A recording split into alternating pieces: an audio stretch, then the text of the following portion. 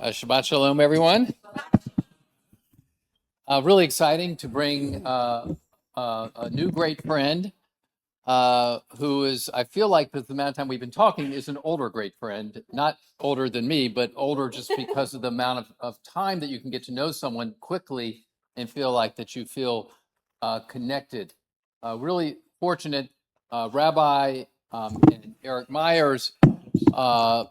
Literally about 3 or 4 months ago said there's a Duke neurosurgeon you need to meet and help us figure out how we can get connected as a synagogue. And it took me a little bit longer than I like a few weeks, and should have been a couple days at most. And we were able to connect and then arrange for a gathering at Sophie and Ben Abram's house in the Sukkah, and have a gathering in the sukkah of about 30 or so people in the sukkah to meet and hear what David was doing. And I had heard a little bit about it on the news or on media, but that had been the year before. And I guess in Mideast work and in doctoring work, a year can just be a lifetime. And so Dr. Hasan is a neurosurgeon. That differentiates him from me by orders of light years there. As a matter of fact, this morning when it was talking about what was happening here and the sequence of things, I said, if you get here by 11:30, I forgot there was about mitzvah, but I said there'd be a sermon or something, then, but whatever works. He says, well, I've got a neurosurgical case at 9:30. I should be there by then. And of course, my answer was, take your time. There is no hurry to being in synagogue.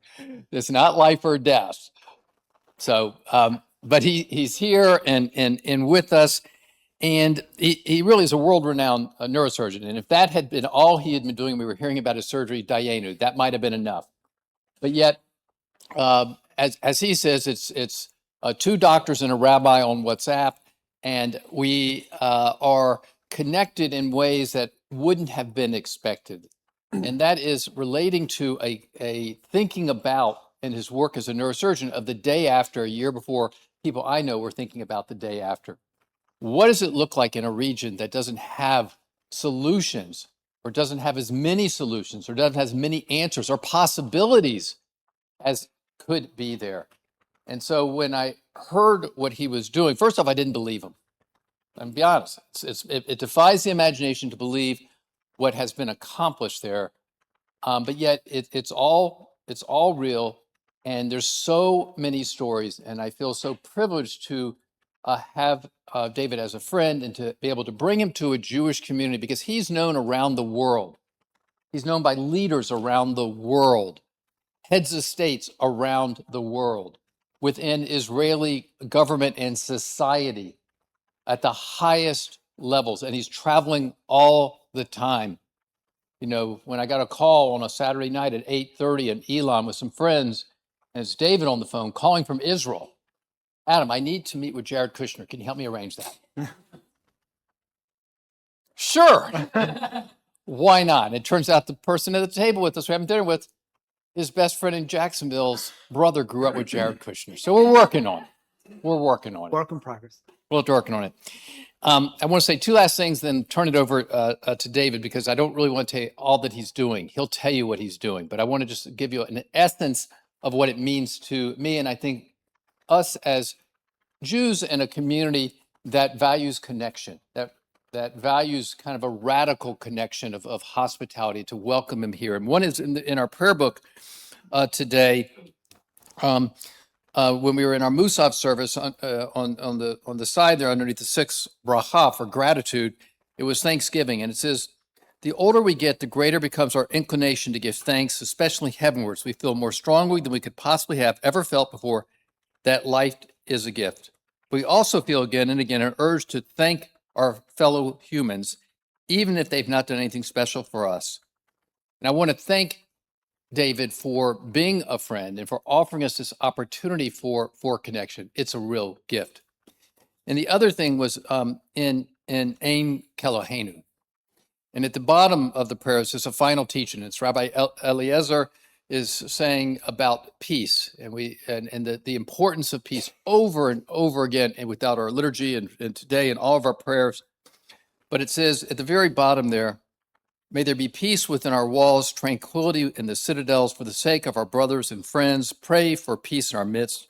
For the sake of house of Adonai, our God, we seek your welfare. May God grant strength to God's people. May God grant God's people peace. So welcome to the synagogue. Welcome to being with us on Shabbat. We're so happy to have you here. Thank you so much, Alan. I'll make sure I get you the $10 later. Shabbat Shalom, all. And I like to structure things just to make it more easy and interactive. I just did a talk at Z3 in Palo Alto, and there was 1,500 people, and 650 was zooming in. But what I would like to do is, what I'm going to spend is about 20 minutes to 30 minutes, tell you where I started and where we at. But really, the pudding is you being interactive and asking questions. And that's what I would like to spend if we have an hour, is the next 30 minutes. And more happy to stay. I'm on call. If there's something in the page goes, I'll answer. Thank you. He knows. You know what I'm saying. And so on that, I notice, please, ask questions. Don't be polite. I don't like people who are polite. I like people in your face. And ask question critical, because it's time, and we're in a critical junctional time, and I want you to, if I can leave and convince 2 out of the group, and that 2 people can move mountains. So I hope I can more than 2 today. But just starting where I beginning, my family are from West Bank, and born in a small town called Tamun. It's the most east town in the Jordan River, close to Jordan. And they moved in 1967 to Kuwait. Both of them not educated, probably a level of first grade, but they worked hard. My mom is the most intelligent. My dad is the hardest working. It was a good combination, and worked hard. They had 5 kids. I'm second oldest. And all we focus on is education.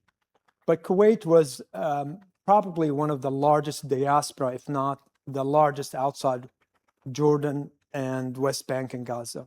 There was about 500,000 people there at that time. And that's where also PLO with Yasser Arafat, most of their money came from. So being a part of that culture as growing up, while we are still, my family, really peaceful people, they're nothing have to do with anything. They always try to discourage us from participating in any political views or anything.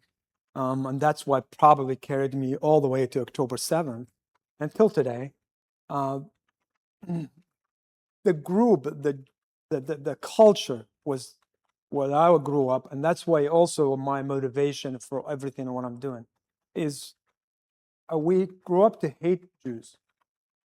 We grew up to hate Israel. And this is part of the education, part of the culture, that these strangers came out of nowhere, took the land, they imposed in the religion, faith on the sacred area, which is the third, most holy area in the Islamic world. And part of all that, I didn't know any other narrative. When you're in a culture, when you're in a language and everything, and the only thing that is growing up from baby up, that's the only narrative you have, of course, your brain is, will start thinking in that way. Well, Gulf War happened. There's a lot of stories in between, but for sake of the time, happy to bore you to death. And if you find me, I'll tell you more and more. And moved, Iraq invaded, and then we moved to Jordan. I moved from Jordan to United States. But I was in the plane, and remember, we're small, like farmers, simple-minded. We never traveled, maybe in the car a couple of times, but never in the plane. That was third time in the plane. That was my third time, I apologize. But not that long distance from Amman to New York. So I got accepted to a university, and all excited. It's in Dallas. So all I could think of is flying to New York. I think it's simple, and then get to New York, buy a ticket, and go from New York to, to my dismay, that was not the easy way. But my mom was thinking, seeing the movies, everything. We put $5,000. That's the only thing we had at that time, and she sutured it in my pocket. You know how it is. So I'm in the plane, and I'm excited about going to America. Just to tell you, I'm really spending a little bit of time on this little bit event. And next to me is what sounded like an American, speaks English because, the flight attendant comes by and asks for things, good English. And so I'm trying to impress the guy with my English, which is really bad. I knew a few words. But they put the food, and here I am. I'm never used a fork and a knife to eat in the same. So I'm trying to mimic the guy looking, and I couldn't, and I'm struggling. So he's kindly, showed me, told me how to hold it and everything. But then he took an interest in all the trip. He was listening and then let me practice, my English. And so we landed. And then he said, "Where are you going?" I said, "Well, I'm Dallas." He said, "Do you know how to get through JFK? It's a huge, jet. Huge. And for some stranger, 18-year-old, could get lost. And there's a connecting flight." He thinking there was but to his surprise, there was no connecting flight. Connecting flight, yes. And so I said, "Hey, yeah, I'm gonna go to Dallas." "Well, where's your ticket? Which terminal?" I guess I need to go buy a ticket." He goes, "Muck." Come and literally just grabbed me from my shirt and takes me to American Airlines. We stand in the counter, and they said $400, but that was 1991. That's expensive around at that time. That's because I just buying the ticket right there. So I say, "Hey, give me a scissors," and everybody got scared. Why would this guy with scissors? There's an Arabic guy trying to tourist. And I was like all backed off, and I said, "No. I so I cut and he paid the money." When we spent together, he took me. He had actually, lucky for me, he has a longer layoff. He was flying actually to North Carolina. He used to be at UNC. But spent time, took me there and everything. And since then, we've stayed in touch till he died, probably 15 years ago. I think. And that was the first American Jewish person. And he kept it for years, so I wouldn't feel comfortable and cut that relationship. And he didn't hide his identity or anything, but he brought it slowly to me. And that's the first time I knew what is Judaism and Jewish people. So, I'm sorry. So that was the first time in our interaction.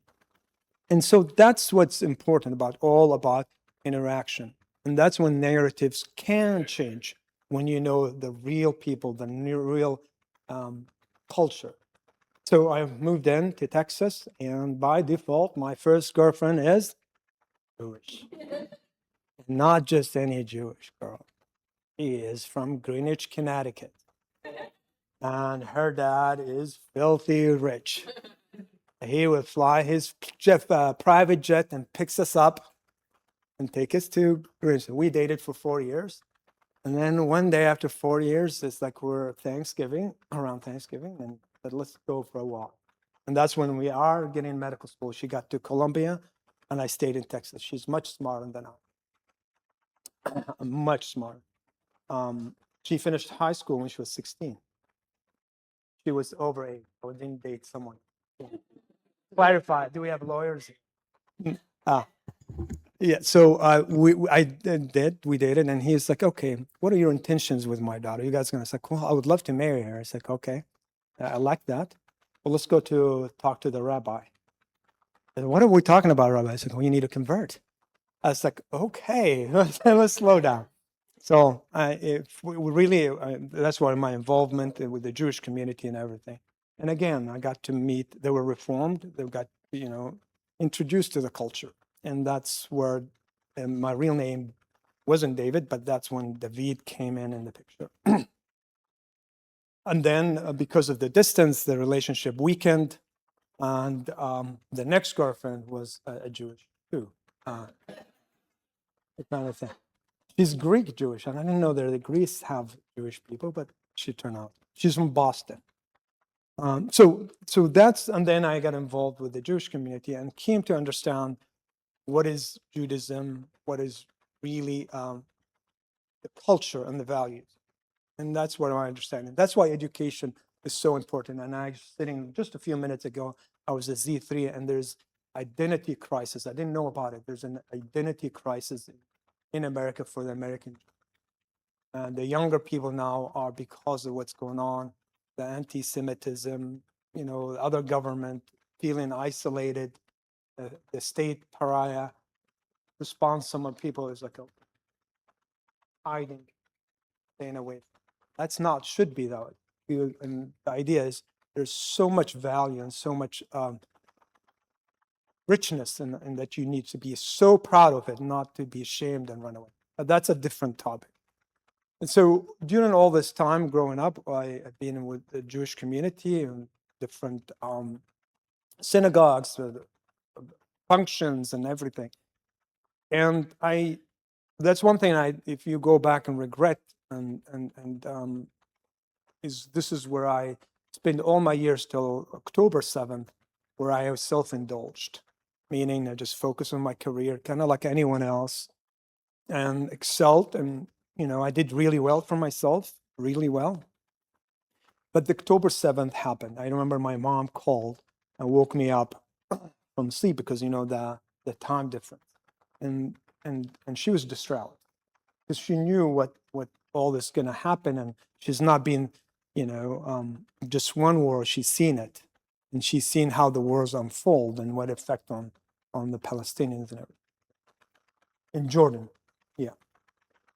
So I immediately, my first response is pick up the phone and call my Jewish friends. I just moved here to the Duke area and Carolina. And so I was busy to making the transition from research to different things. So I haven't been reached out to the community here. And so I reached out to my old community, which is in Iowa City, and I called several people, text them, I just want to show solidarity, but no response. And I've done that a few times in 3 different days, and yet no response or anything. And closely start watching the news, and this war, for the first time, as all of you know, it was not packaged and broadcasted through the mainstream media. Because, mainstream media takes all the news, they package it, polish it, they do all these things. And if you're Republican, you look at it this way, or Democrat, it depends. But this new war, for the first time, was all broadcasted by social media, uncensored, raw feelings, hate, name it. And so you're getting the news from there, not from the mainstream media. And you see these images, and so the people are getting really flustered, especially when they can't do anything. And that's where things start dividing and crack. But finally, one of my friends reached out and said, "Hey, David, I think this event really shook the people to their core and hit a very sensitive nerve. And because of that, the community they don't like, it's not they hate you or anything, but they see you as a Palestinian. They no longer see you as David or David, even though I was with him 20 years. And so please give us, time with this." That's when my heart was shattered. And I knew there was not just what happened, this effect is bigger, much, much bigger than just, which I'm not just, minimizing. Please understand, I'm not just minimizing what happened in October 7th, because bad things happened October 7th. A lot of atrocities. I've seen the video, but I walked through the kibbutz and Nova, and I've seen it in my eyes. But it had a bigger, until today, we still feeling it. And I told you already about even the Jewish people, American Jewish, and not just unique to the United States, but other. And since I've been interacting with a lot of Jewish communities in Europe and other words, it is a big problem. So I wanted to do something, and I couldn't Part of it is because it's huge and the borders were closed, nothing you can do. So it was flustered, and that's where the anger kind of got this like a boiling pot. When you cook, it's just getting frustration. Short story, and I wanted to do something, and my wife too is a trauma surgeon. But we said, okay, we'll wait till after the war, we'll do something. And this is where the problem too, and I have to say, I'm never a volunteer. Unlike Adam, travels around the world and help and do things. I never done anything. Now I told you I was selfish during my career. So mid-December, Algeria was part of the UN Security Council, and they advanced a resolution for ceasefire. It's called 2720. The United States came in and changed it to open aid. Until today, that resolution is used for control, guiding what enters Gaza now. Every time I do that, it's what's listed in that resolution since December 2023 is the guideline. But they called for first convoy to enter Gaza. And that's when, the call for all the people in the United States, all these Arabs and Palestinians and Muslims or others to go volunteer. And guess how many volunteers? From the millions and millions and millions. And remember, by then, December, the media and the people are angry, shouting and calling people names and, branding people different ways and everything. Only 3 people beside me, 4. Which kind of highlighted me at that time is really these people are not doers. They're more talkers, like a chihuahua that barks and not bite. And that's what happened with encampments and carried through. Because when you call for action, these people are the last people to go to action. So you could see how that builds up into the narrative, the big narrative. So I volunteered, and I was the medical leader of the first convoy to enter Gaza. It was 18, 4 from the United States, 2 from Canada, and 12 from England. We all assembled within a few days, assembled in Cairo. We went, and they told us at that time, WHO, you have 50-50 chance to survive, sign the paper. If something happened, it's on your own. We'll dump you on the border. You enter on your own. So it's okay. My wife, family endured it. Short story, I went inside, operated, and unfortunately, a lot of people got caught in the war. When you have groups that uses people and hide underneath different things, and the Israeli IDF, you have one goal, only one goal, is to go after them. So anything in the middle is gone. And they did. I mean, they were used to a lot of times, as much as they can. I know at IDF, because I was there, they dropped flyers, say, empty the area, ours, or they send SMS, and they divided the whole Gaza to codes, numbers, and it was on the internet. Well, it's like area 22, you have 40 minutes, 50 minutes, evacuate. So they tried their best. Yes, there are some bad players in the things. We have to admit, we have to accept, but that's not the story. And so a lot of people got caught in the middle, and when a population, half of it are children, of course, by random, half of the injuries is going to be kids. So I operated nonstop in unconditioned, inhumane conditions, and one part of my way of communicating with my wife is a code. Every day I summarize the day for 3 paragraphs. I send it to her when there's an internet, there's one spot, I go to it and then send. And the code was from my mom, I call her mom. My wife is if they don't get it 24 hours, activate the State Department. And so she collected that. She sent the first one she tweets. She loves to tweet. I don't know why. I have nothing to do with it. She tweeted 4 or 5 million views that day. And my wife got scared. She thought that, so she stopped.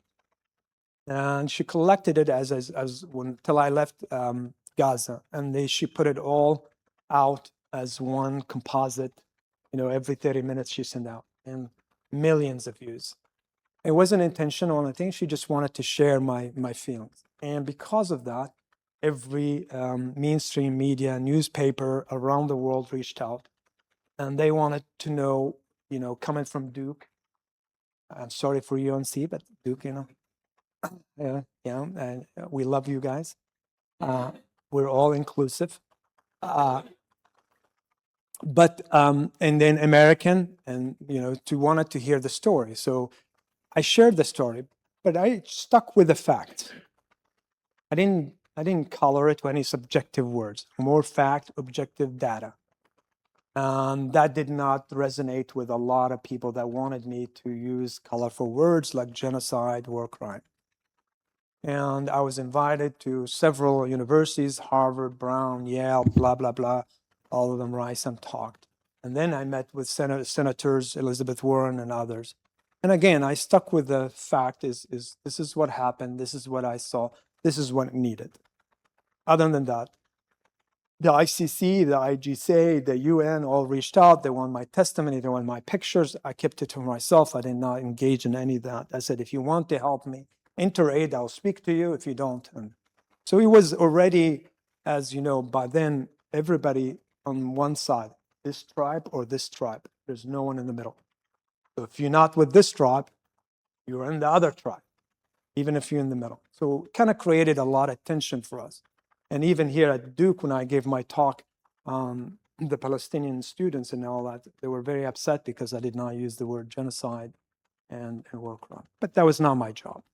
So I went again in April under the auspice of Senator Elizabeth Warren, and I took about $20 million worth of food, baby formula, medicine, everything. I again operated, but that time goes back to what happened in the first time. While I was there, because the word was out that the hostages may be in the hospitals. So I intentionally went in and operated in different hospitals and everything, and I looked for hostages. And I shouldn't use the word, I bribed the kids with candy. I was the only one who brought candy. And the kids are amazing. They can get you stories. They can get you any gossip you want.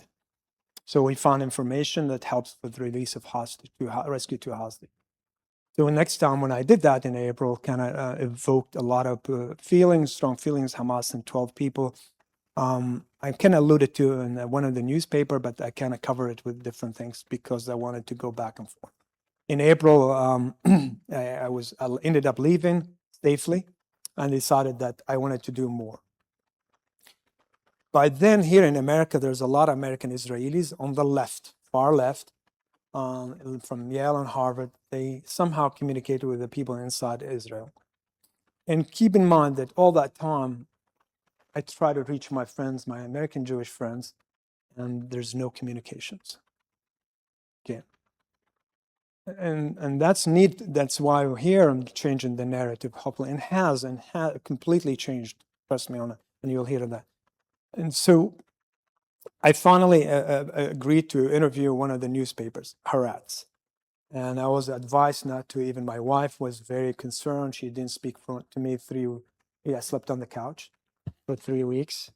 But she was worried about the family because at that time it's anti-Semitism and anti-Zionism and anti-Israel was until today is high. But I was on the peak at that time. So she was worried, and she heard that stories. So rightly so, Mom. We have a good life. We make good money. Life. Why I'm shaking? She endured me going the first 2 times, risk my life, change even the life. Why I wanted to keep shaking the tree, and why I wanted to kind of stir things up. Why don't I just be a normal Joe and live a life? But I refused because that was not it. I don't know why. I really don't. Just gut feeling, intuition, even though people told me I don't have EQ, but that's okay. I'm happy with it. I just wanted to tell the story. I refused after the first time to talk to newspapers and media because all I heard, people are already polarized. And I didn't see any value of talking to the media anymore, period. When I came the second time, I didn't. Even CNN, Erin Burnett, if she wanted to live streaming, she reached out and all this. Like, nope, sorry, you're not going to do anything just to sell news I'm not going to do this. But I wanted to speak to Haaretz. And the reason I wanted to is I wanted to tell the Israelis what happened on October 7th is extremely awful atrocities. I've seen it in the videos and live and things. But the Jewish people and the Israelis are bigger than that. And I wanted to build bridges and help, because there are some moderate people that really want to live in peace. And for some reason, they're all swapped to these two groups. So I wanted to share the stories, and I was invited. I thought it was to be a small article tucked into the newspaper, lost. Well, to my shock, they flew someone from France, a photographer, to make me look good. I thought I would look good, but I guess not. So they published it was a cover story. It was in Hebrew and English. Came out Thursday, Friday, I think Saturday or something, with New York Times. And immediately, thousands of Israelis, not American Jewish, no one from America did that. Israelis, who were the most affected, reached out and said, we would like to help. How can we help? I was in tears. I was like, I never thought that would happen. And so we built a relationship. I was invited to the Perez Center. I gave a talk, and I finished the talk. Again, I showed pictures, facts, only facts. As I finished, I was going to go buy falafel sandwich, the best falafel, and then head to the airport. But 5 women, kind of Sonia around, Sonia's age, beautiful, young moms, some of them a little bit older. They came in and said, hey, David, when are you leaving? I said, well, I'm leaving in the evening. I'm going to go get me a good falafel sandwich and shawarma, fill the stomach, and get out. And they said, no. Why don't you stay? I was like, okay, fine. I stayed, changed the flight, $800. And it's like, the next day, what do I do? So I kind of signaled, told people I would like to go down south and see it. Remember, I've been in Gaza, and that was June of 2024. And no one had been in both sides. I was the first civilian to be in both Gaza and in the kibbutz. So I went down, and families from these heard I'm going there, and they all accompanied me. And at that time, it was military zone, so the IDF opened it, and we spent all day there. And I heard a lot of stories. And for the first time, I not only just heard, I related. I understood the pain. When you put yourself in another shoe and see the pain, you understand, you sympathize. And so that was eye-opening for me. And that day, that's when the 4 hostages were rescued. And then we went back to the hostage square. We celebrated. And then it's getting like 9 o'clock, and I haven't heard from these 5 women. I paid $800. This Israeli moms again. And to my surprise, 30 minutes later, the moms called. And they said, hey, David, one of them, the alpha, kind of like Sonia, she's the alpha. She's the boss. Adam, I feel for you. And then said, hey, we got you baby formulas. They spend all day Friday and even on Shabbat. And they got 18 trucks full of baby formula. They got it from Abbott for cheap. And when I heard that, I was crying. That this people in this valley, still there. The Jewish culture, that's strong, still there. And so we took it to Kerem Shalom. We dropped it there. And it took 2 weeks to get in because of logistics, but there was the gesture. I was the happiest person getting in the plane. And after that, with working with the Israelis, I'm trying to accelerate here. We wanted to build a village for the orphans, because I saw so many orphans in Gaza the second time, and unaccompanied kids. So we together met with Israeli authorities, the Kogat, and this is where it comes. This is where it's important. So they had me sit, and Adam knows, and everybody knows, that Major General from Kogat and Senior Director from NSC, they got there because of the pressure. They sat in front of me and said, okay, David, you have 15 minutes. So I compiled this movie to tell them why we need to help the orphans. And so they said at the end, they looked at the 15 minutes and 4 minutes video compiled, and they said, David, we applaud you. You're a good man. And but why should we help the kids and the children in Gaza when our children still hostage? And they compiled 15 minutes. They showed about what happened, and they showed it to me. It's like, okay, David, look, how can we And they're like, one of the major journals, like Stern Faces, it made us like, oh crap. How do I convince these guys? Already decided. So I made us like, which I truly that time, fellas. I said, one orphan you save is one orphan you is radicalized or get away from, de-radicalize and hopefully you save from Hamas. Because, when this is most vulnerable kids, they are easy to radicalize and brainwash by Hamas and radical groups. And if that's not enough, this is the uttermost important national security, Israeli national security, because look, half of Hamas now are all half orphan kids, whether single parent or two. So if you don't see it at that point that way, it is on you, it's not on me. So I try to create the narrative so I can buy it. Well, it turned out to a good conversation, hour and a half later, and they adopted that idea. The Israelis, the IDF and the Kogat, accepted the village for 20,000 kids, which is a school, a shelter, a field hospital, pediatric, and food. Before the Arabs, before any Arabic or Islamic country, before all the men, they're the ones that said, David, okay, we will create for you a bubble zone. We will put you up in north. We will protect it behind the IDF line. We'll get you close to West areas, 2 kilometers. We'll get you even the dual use material. You can't allow dual use, the material that could be used for civilian, but also can be also used for military. So here's again, yes, they're motivated by politics, but also the humane part.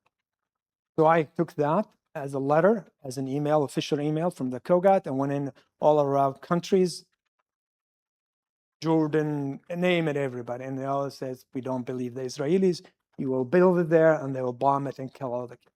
And I was like, that's not true, but it was wasting time. By then, I knew what it needs to be done is we need to build bridges. And I reached out through my Israeli friends, to Israeli NGOs. And they all said, David, we're here. We'll come for you.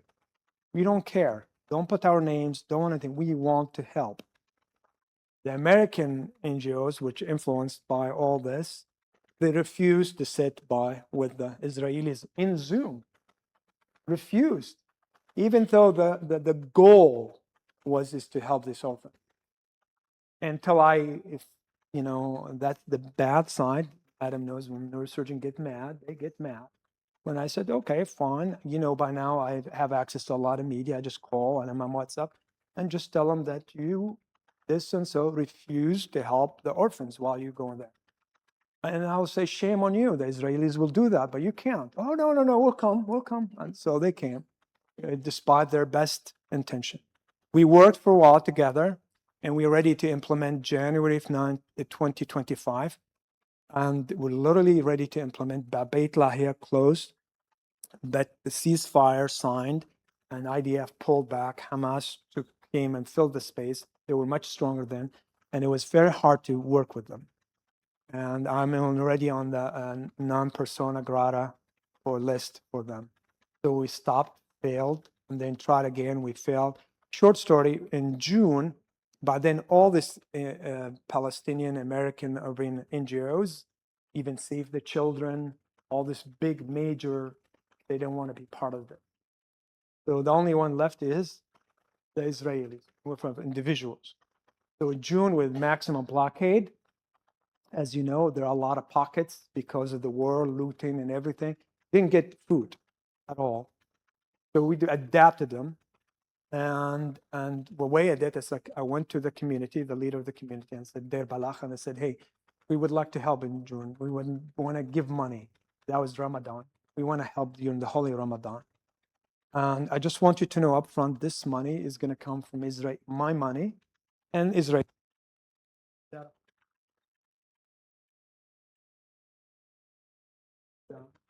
Looking for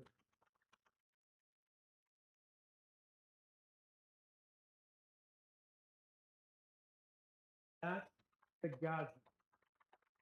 That's the people that are affected, not the people outside who barking, sitting in glass castles, eating, drinking, and everything. That's the people affected. Israelis and Gaza want to work together.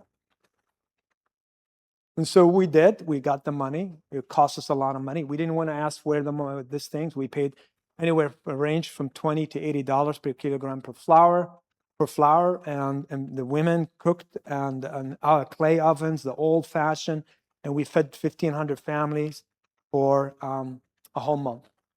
And that was most of the money at that time is Israeli and Gaza, Israelis and Gaza. So with that time, I was like, wow, I mean, this is never, ever, could ever think this would happen. And there, I was the filter between the communication. So when that happened, the community trusted us. And so I tell them at the beginning of July, I'd like to build an academy for the kids and the orphans specifically, because that's where our ecosystem focused and centered around. And they said, happily, David, we will support you, we'll protect you. And everything. So together we raised money, $54,000. Half of it came from the US, my friends, neurosurgeons, and half from the Israelis. We built it. July 26, we opened the first academy. We expected 200 orphans. 500 orphans showed, amputated, wheelchairs, crutches, external fixture. 500 showed up. But the thing was, half of them didn't have food for 4 or 5 days. So I called my buddy Jose Andreas. We finally got him food. We start serving food the second day. And we are the first academy, literally the first academy in whole Gaza in July. We are now teaching, education, and food. But I really thought at that time, it is the perfect time. And I don't know why. People call me stupid when they, talk to me. And they really, if they think they want to be nice to me, they said I'm outrageously ambitious. But I thought maybe it is time to use a curriculum that is different, that is peace-friendly curriculum. So I got connected through the Israeli embassy in Abu Dhabi, was very close to them, and we found the right group, we worked on it, and we start using a curriculum that is exactly the same thing as the Palestinian Authority curriculum, but the group worked diligently for months and slowly took all those bad example words, insightful, hateful, and substituted with something from the culture that is love, peace, and friendly. So we start doing that. So we're not only first getting the Israelis and Gaza and working together, we're using a curriculum that haven't been used in Gaza. And then we expanded on that. We added a clinic, and then we added psychotherapy. As we're doing these things, quietly, the network of Israelis is just mushroomed. Hundreds of people wanted to help, and they wanted all quietly and everything. And we managed. We got the first academy. The word got outside to other places, and then there another area says, okay, we would like you to build another academy for us, kind of similar to that. I said, well, you have to understand, this academy is by now, almost all of it, literally 100%, is Israelis. And they said, we don't care. That's Gaza. They said, we don't care. Help us. Because other countries, they talk, they do all the things, but haven't seen any. And so we built that for 1,500 orphans, and actually now 1,800, and the word we start getting out. The Israelis, not me. I mean, they come say, David, we would like to do more. And again, back to the identity and the values of Judaism, Jewish and the culture. While here in America, we're all indulged about barking at each other. The most affected people are really working together under the radar and quietly, because they care about, they know there's no alternative that they will do that, and they feel for each other. And I will tell you stories about what they say to you. And so the one word came out about that David is teaching the curriculum, peace-friendly, Israeli-friendly curriculum, got to the United States.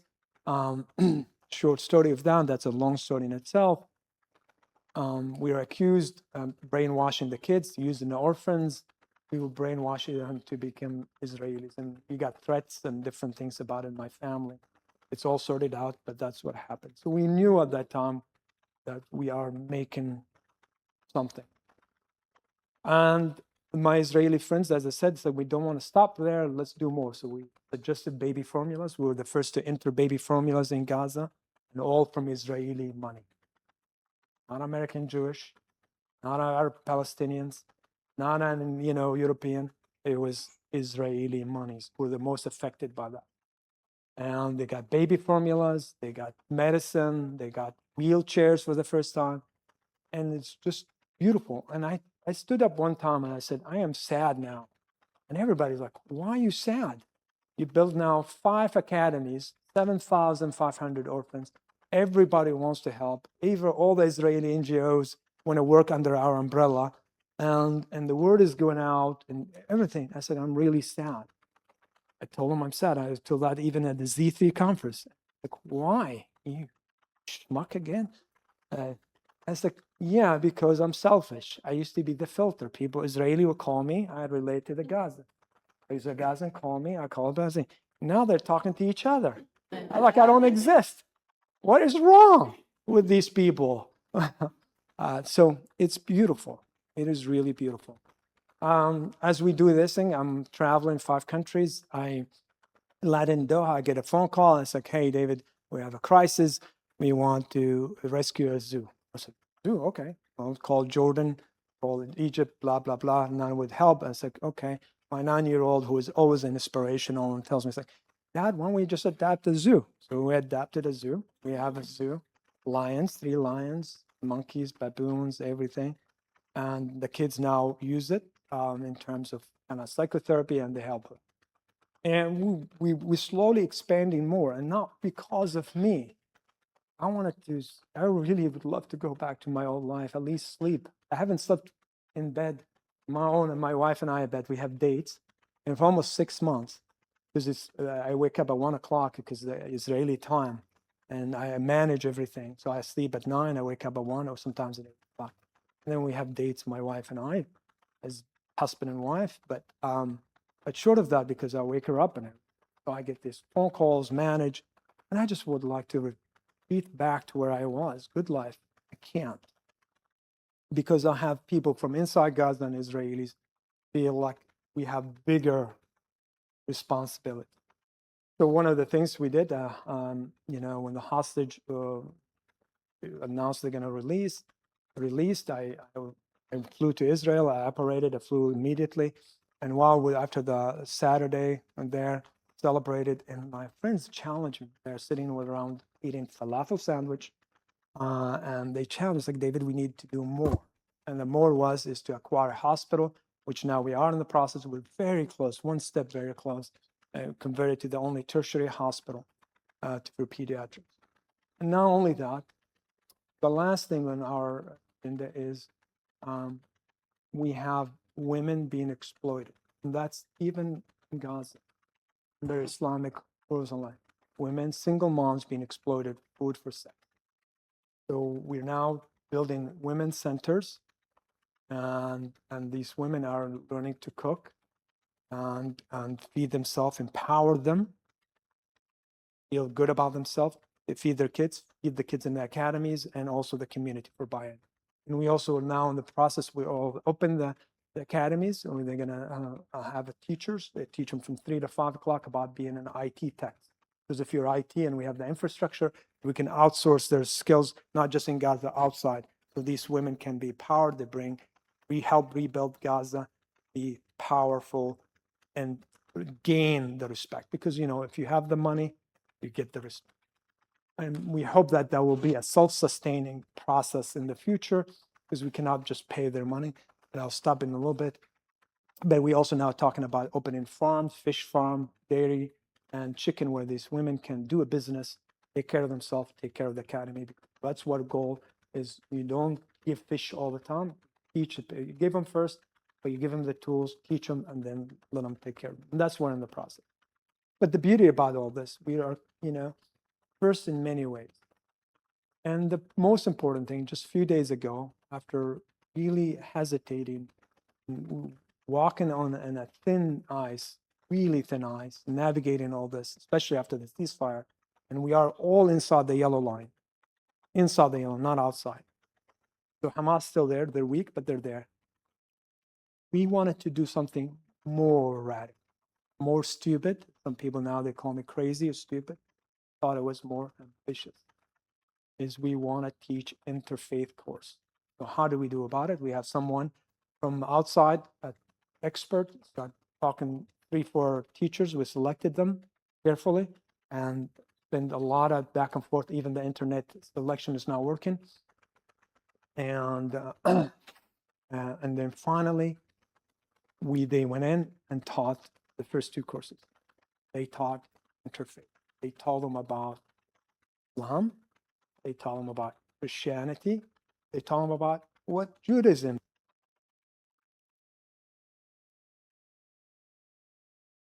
How about pray?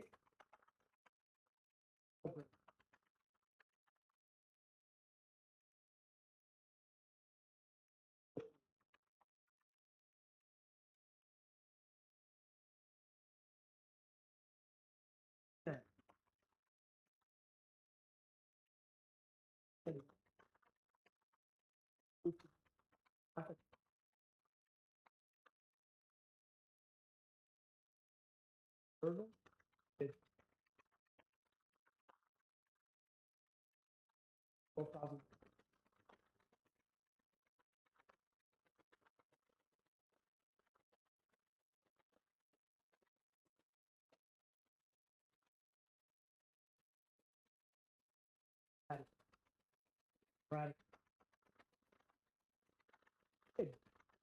Listen.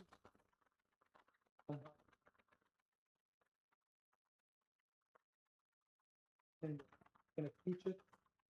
Going to teach it in a different way, but we're going to keep the content, and it's beautiful. It's an interaction. So this is where we at. Yeah, sadly enough, we become platform only for Israelis. It was not an intention at all, because the Arabs, Muslims don't want to be part of this. Now we're having more American Jewish people join. I don't care, honestly. I tell people at this point, I feel like there's an external force, bigger force lining up. We are an opportunity that I told the Israeli government and many people that American Jewish Federation is a chance, time, a window that hasn't happened in decades, and will not replicate again.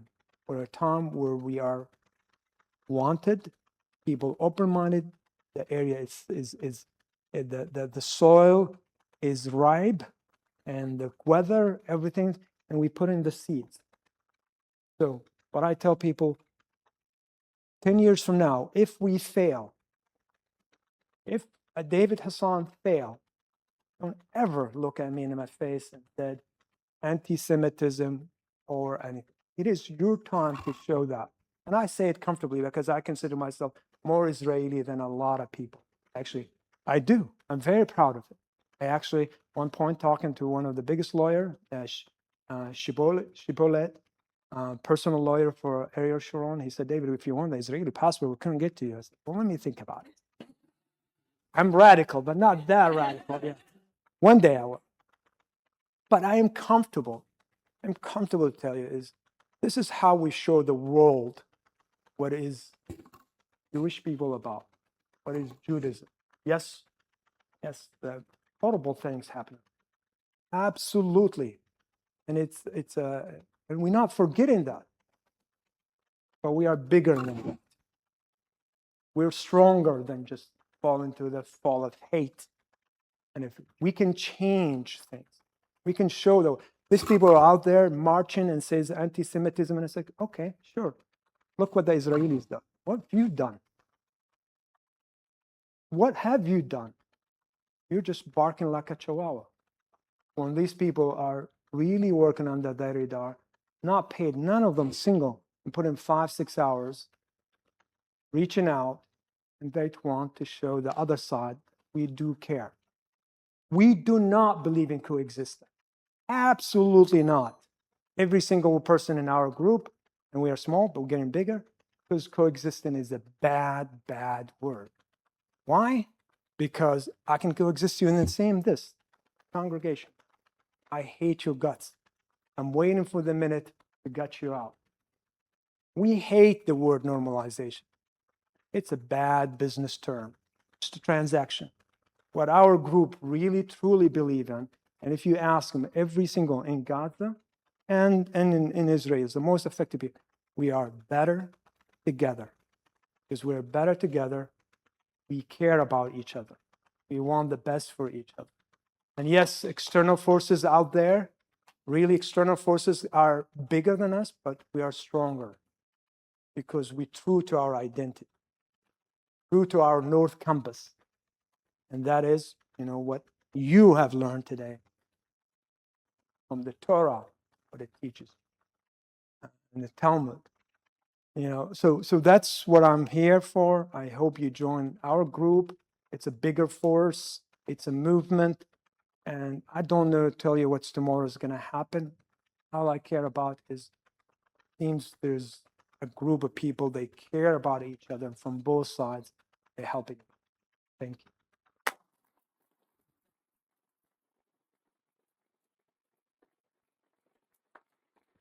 So,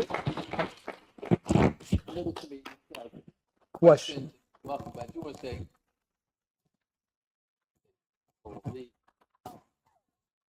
first, again, thanks to Sophia and Ben for hosting and bringing and connecting and really inspiring. So thank you for that. Yeah.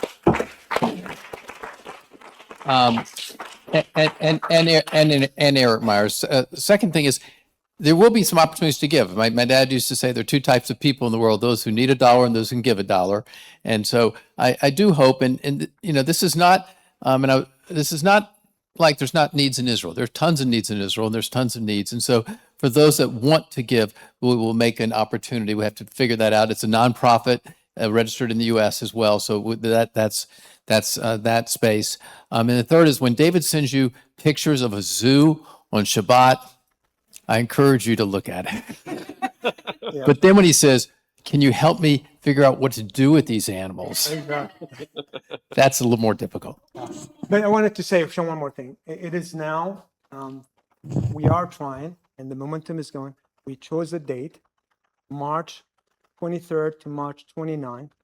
We are doing something that is extremely, extremely impossible, and it is getting orphans from Gaza and orphans from October 7 and after together in Switzerland to be together, to work together.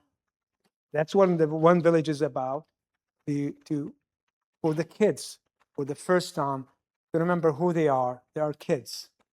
They're affected by this adults who makes this decision, but they want them to grow in psychotherapy. We are working with the bereavement, I can't say, family circle, and we are identifying now the people, and we're looking for resource funds. It was idea UAE, but finally ended up at Switzerland. We're trying to get it to Switzerland. It's already the date. We're going to move toward that. So hopefully have it. As again, this is the things we do. No one else have done it. David, if people want to help, where can they get information about how to get involved and how to help? The Gaza Children Village, it's a website. You see our initiative. It's not kept really well because we are volunteers, but we try to keep it. So you can come in and you can send an email.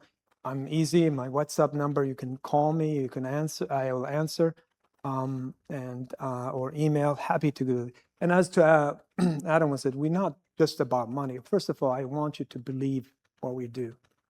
I really do. And the second thing is be proud, as I came from being in Z3 and about the identity crisis of an American Jew. I love Judaism. I love the Jewish people. Don't be ashamed. Own it. And the third is if you can help with anything. We need an accountant now. We really need a bad accountant. We're really bad. And we need the taxes are coming. So, you can help in many ways. You can help in social media. There's many ways you can help. But you can reach through either. I'm happy to provide my WhatsApp number. I only do WhatsApp. My email, if you really want to be official, but also through the website. Yeah, absolutely.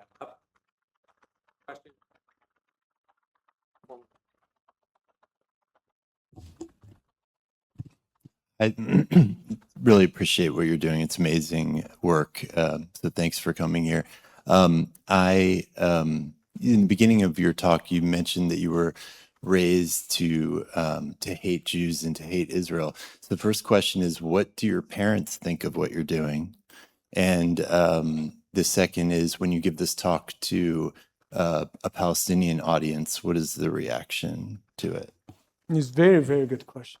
My dad died 2 years ago. I'm already Alzheimer's. My mother, and I don't tell them much. Really, honestly, I tell them what I do, and I keep them because they live in Jordan, and I'm worried about their safety. So, and it's real. I mean, even being at one point, United States was more dangerous to me than in Gaza, especially from my family. And so the external forces out there is real. I mean, perfect example. You protecting your synagogue, and it's a lot of people. So we need to be careful and intelligent. We cannot just that. So I try to they know I'm doing all this good activities, but don't know. They tell them I'm going to Israel. I'm telling them this, but they don't know a lot of details for their own protection. That's number one. Number two is, what about this Arabs and Palestinians? None. I'm accused being a traitor, collaborator, because they don't want to hear it. And this is the people here. Remember, the people here, which I reached out to them. A perfect example, when I was in April, and I'll tell you that's why you shouldn't forget about these people that yap and everything. I was shocked, and I see it more because now we're teaching the orphans, and we have from kindergarten, ninth grade, young girls, when they have their period, nothing left. There's nothing left. One piece of clothes. So when they have their period, they're like, they don't come to school. They're ashamed. They're hiding. Some of them express they would rather die. Embarrassed. So my wife and I collected 4,000 money, and half of it our money, and we bought 4,000 dignity backpacks and we entered Gaza. And now we're working with the Israelis. They trying to help with that. It has been successful. And again, for someone even being me, I don't have EQ. I thought, well, the best solution is, why don't we just give them, Debo shots for the girls and don't have periods 6 months? But guess what? Culture is not acceptable. Well, that's when they told me, David, why don't you just stick with raising money? I said, happily so. And as my 9-year-old tells me once in a while, and she was like, I try to get involved, it's like, Dad, this is girls' talk. I said, okay. And so I reached out to all these college kids that was a year ago and in cabin here at Duke and UNC and everything, the leaders. And I said, listen, this is bad. This is not going to get you anywhere. One is you being exploited by external forces because you're flustered and you can't help. You have a beautiful mind. You have a brilliant mind. You want to help. I know you want to help, but you're brainwashed. And that's what's happening, really, is brainwashed. But they're being, sucked into this black hole because there's no alternative. So we told them, hey, look, why don't you stop this, skip a McDonald's meal or 2 a day. It's good for your heart, things. And that's $20. That $20 can bag a full backpack with 12 items in it, box of period pads, 2 underwears, and different things. And guess how much money I raised? 0. Absolutely. So that's why I don't care. I really don't care about it. What cares for me is the most is the Israelis and the Gaza, and hopefully West Bank in the future. Because those are the people the most affected. That's what really matters. Other outside, they're just noise. Okay, last question. Just so impressed with what you've done, and thank you. I think the most important thing is the education and changing the books, and want to know if you have any plan outside of these 5 villages. I mean, because I feel that's how we're going to change anti-Semitism, starting in elementary school in the school books. So what are your plans to expand this to other countries or other places where it could be helpful? I want to disagree with you respectfully. Okay. Education is very important. But what is most important is when I go out and tell in the newspapers, everybody, and tell the media, is look at the Israelis, what they're doing. That's when you change people and says, that's what matters. Actions, being, kind, help, and everything. And that's what people are like, not believing this, that Israeli will do that. But back to the education, as you know, we're 5 academies. We would like to expand. We have a lot of communities want us to come because we're the only group, not even UNICEF, not even UNRWA, which is back, not even other groups. We're the only one who provide a holistic approach: education, food, healthcare. So they want us, but I'm limited with money and logistics. That's why I would like to meet with Jared Kushner. I don't want his money. It'd be nice if he gave me money, but it'll be logistics, because I'm telling you, we are starting an interfaith course, and we have really calculated how we're doing it. We don't do any prints because we're afraid if the kids take the prints and fall in the wrong hand, guess what? Because we have David Star. We have, and things, so we're talking about values. If it runs in the fence, guess what? Not you, not me is in danger. All the teachers are killed in a heartbeat. Have you seen it? When they come back, they take them to the square and they execute them in front. So there's a lot of logistics that I have to be careful with. While we are ambitious or crazy, whatever you want to use, or stupid, whatever, we're doing it, but we want to be careful. So the money is the limitation, is an absolute limitation. And then the second is logistics. What we would like to do, we can't enter computers, we can't enter laptops and projectors, because we don't want to give prints. We want it to project, because images carries a lot better than words. And so we want to work about that logistics, and we're working with this, and that's what Jared and the Americans do. So we have this ambitious, really. The other thing is we would like to have we talked about Socrates, to have the curriculum being accredited by another entity outside. Because of that, then I'll become like a foreign school there. I can teach whatever too. The curriculum is the same. But we're doing extracurricular. We're going to add finance. We're going to kind of color it and diffuse it, not just, And we emphasize to the teachers and the students, and we're not brainwashing. We don't. Be proud of being Muslim. But Islam is not what this. Islam doesn't tell you to kill a Jew. Islam tells you to be, loving, caring. And we try to highlight. Because again, look what happened to me. That's why I started that intentionally. I'm being completely brainwashed because I didn't know anything. I didn't know any alternative narrative. I didn't. But when I was offered and seeing it in action, not just words, this gentleman for years did not tell me he showed it in actions. And that's when people can change. We're going to wrap up in just a moment. I want to give Sophia an opportunity to say a short word. Thank you. I just really want to thank David. But I also think, I just want to emphasize a few ways that our community can really support. And we have a unique role to play because we're David's home community, right? And so you've heard in many ways that David is communally homeless and ideologically, right? And so I think that that's a difficult place to be. And our community has a unique opportunity to support David and his family in a way that no other community around the world has the opportunity to do. So if you want to be part of a community of care for David and his family, you can see many of us have had the worst 2 years of our lives. We know what that feels like. And those 2 years have not stopped. So if you want to be part of a community of care for David and his wife and his daughter, I want you to find me or Beth or Adam. There's a lot that our community is already set up to do, whether it's meals, notes of support. The best way that we can support David's effort in some ways, our community has means, but we're no New York City, okay? We can support David. And that is, we can help the helpers. And that is really what I want to call upon you to do. So find me, find Beth, find Adam if you want to come and support David. You know, he's one man stretched very, very thin. And I've seen him in action all across the world. I've met with people literally across the world who he is working with.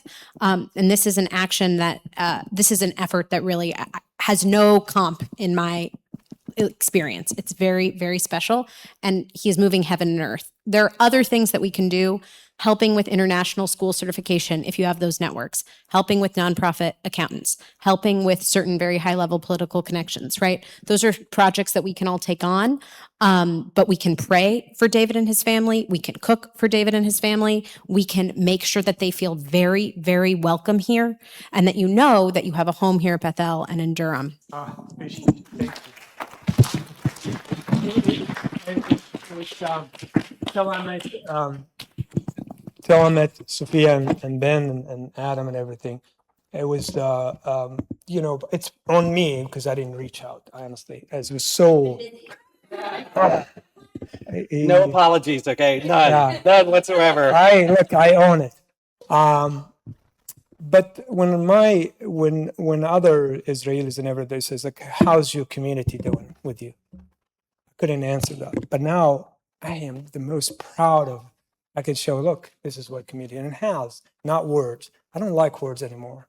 Actions. And you guys have stepped up. Thank you.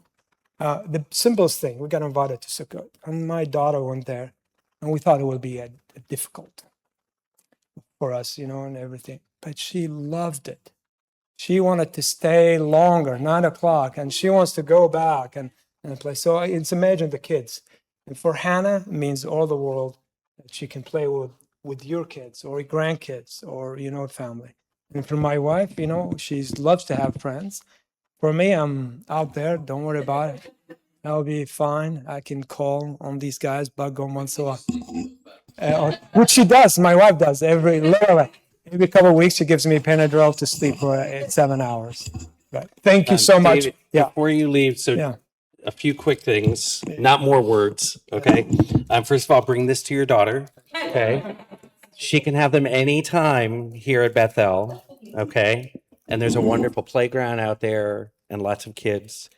There's a teaching in Pirkei Avot, lessons of our ancestors from 2,000 years ago that I think you'll like in particular. Shammai said, Emor me'at ve'aseh harbeh, which means say little, do a lot. And you are the embodiment of that. And I want to encourage our community. And I say this not from a place of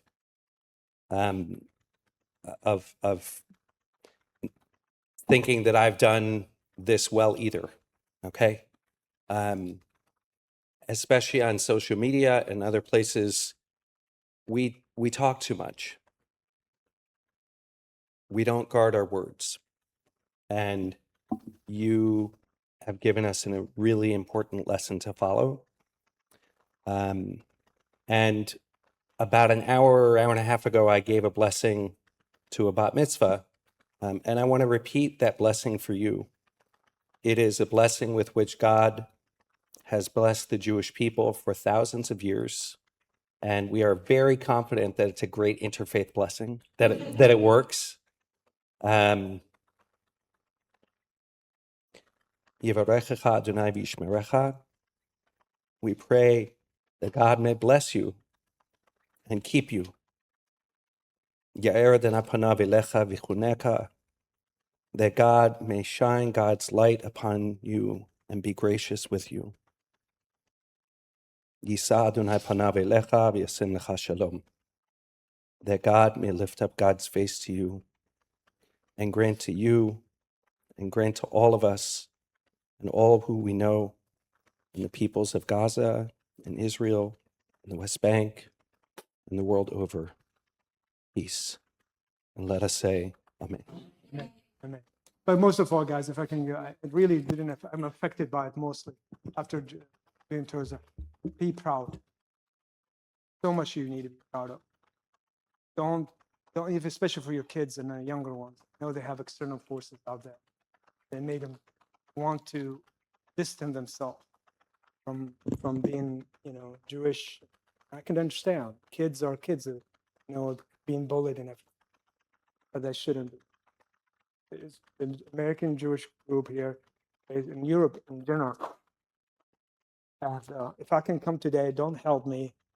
Be proud of yourself. Be proud of who you. That's if I can relay that. And most of it for your kids, they need to know.